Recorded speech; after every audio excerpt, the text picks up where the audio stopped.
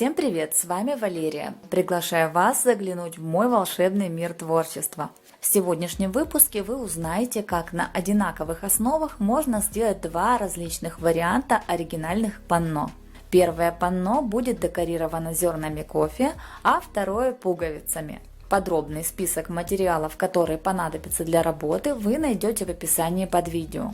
Перед началом мастер-класса хочу поздравить моих подписчиц и зрительниц с Международным женским днем. Желаю всем вам цветущей весны в душе, пусть сбываются все ваши добрые мечты и желания, пусть каждый день вашей жизни приносит море улыбок, океан радости и безграничную вселенную позитива. От всей души желаю вам всех благ. А также хочу сказать огромное спасибо за теплые, добрые и душевные пожелания в адрес меня и моих родных.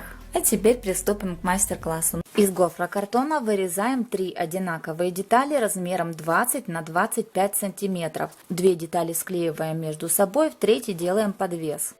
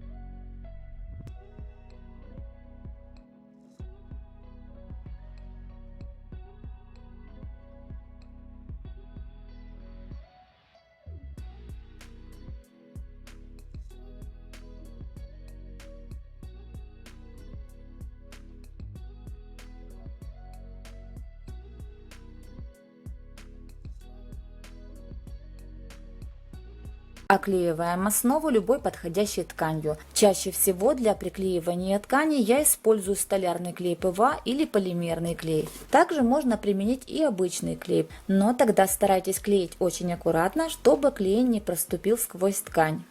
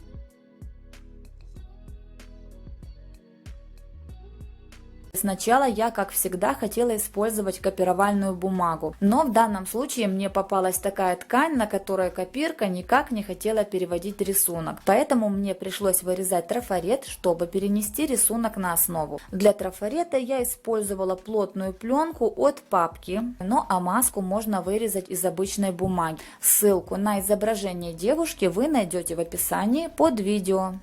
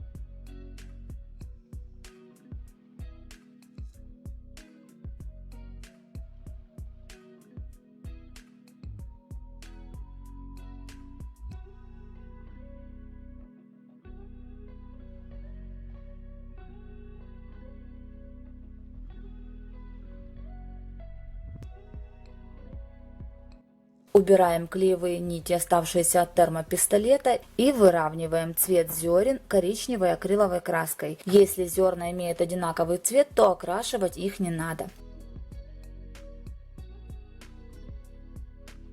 После высыхания краски на зерна наношу немного бронзы, а затем покрываю работу акриловым лаком.